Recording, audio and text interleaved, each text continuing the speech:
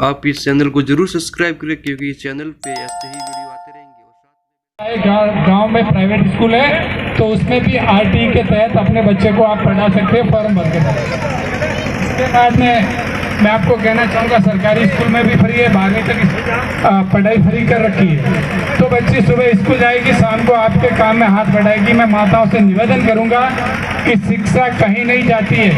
शिक्षा ऐसा कभी नहीं कहे कि पढ़ लिख करके कोई नौकरी करने वाली नहीं है। नौकरी कोई ज़रूरी नहीं है, चाहे वो लड़का हो चाहे वो लड़की हो।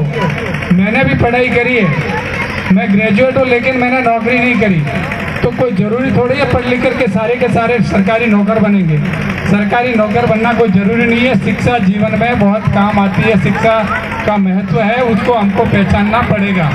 मैं आप सबसे यही कहना चाहूँगा कि बच्ची को कम से कम करवानी तो 12वीं से कॉलेज करो, जितना बच्ची का इंटरेस्ट हो। और मैं तो यहाँ युवा साथी आप सबसे भी निवेदन करूँगा कि आप एक देवलाती पट्टी 12 गांव की आपकी पट्टी है, उसमें बहुत मुझे खुशी मिलती है जब अपने समाज के युवा प्रवास में जाकर के बिजनेस में सेट होते हैं, क्योंकि हमारा संघर्ष बहुत बड़ा होता है। मैं किसी समाज का या बुरे भावना से बात नहीं करता, लेकिन जो आप लोगों का संघर्ष है वो सबसे बड़ा है, क्योंकि दूसरे जो युवा हैं उनके घर में खेती होती है, जमीन का उनको एक आधार होता है। हमारे पास तो कई परिवार ऐसे होते हैं गांव में रहने के लिए जमीन नहीं होती है, 300 गज की जमीन भी नहीं होती है। और जब बीजेपी की सरकार ने, आदरणीय वसुंधरा जी ने 300 गज के पट्टे का जब कहा, तो कुछ लोगों शिक्षा की वजह से हमारे पट्टे नहीं बन पाए, कुछ हमारे कार्यकर्ताओं की कमी रही, और कुछ सरकारों की तरफ से जब नियम बने तब भी हमारे यहाँ कमी रही कि हम उसमें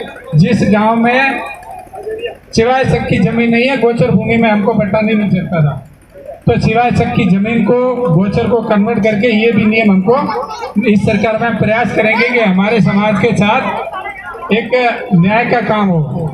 हम सब पीड़ित हैं, बहुत वंचित हैं, शोषित हैं। उसका मैं कारण बताऊं कि जब देश आज़ाद हुआ तो हर समाज को कुछ न कुछ मिला, लेकिन देवासी समाज को कुछ नहीं मिला। उसका कारण था कि हम सब जंगलों में थे।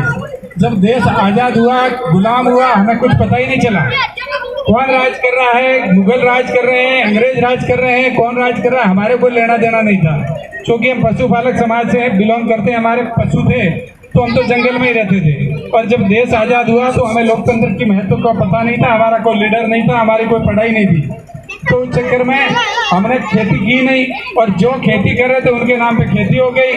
तो हम जिसको कह रहे हैं तो उनको सबको खेती मिल गई, उनको हक मिल गया। और जो SC ST थे, दलित थे, उनको आरक्षण का लाभ मिल गया, आदिवासियों को जंगल का लाभ मिल गया। देवासी समाज एक ऐसी समाज है राजस्थान में और गुजरात में जिसको सरकार, जब देश आज़ाद हुआ तो कुछ भी नहीं मिला हमको। हम सब ने धीरे धीरे करके हमारे बच्चों को पढ़ा करके, हमारे बच्चों ने मेहनत करके, नौकरी करके आज बच्चे सेट हो रहे हैं। फिर भी मैं आप सबको कहना चाहूँगा, बालिका शिक्षा के साथ में समाज के उत्थान के बारे में भी हमको चर्चा करनी पड़ेगी। समाज का उत्थान जब ही होगा, आज की तारीख में पैसा और पावर, दो चीज़ ऐसी वस्तु है जो हमारे समाज के पास होनी चाहिए, उसमें हमारी कमी है।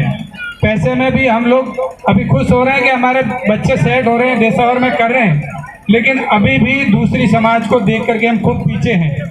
तो मैं युवाओं को निवेदन करूंगा कि आप एक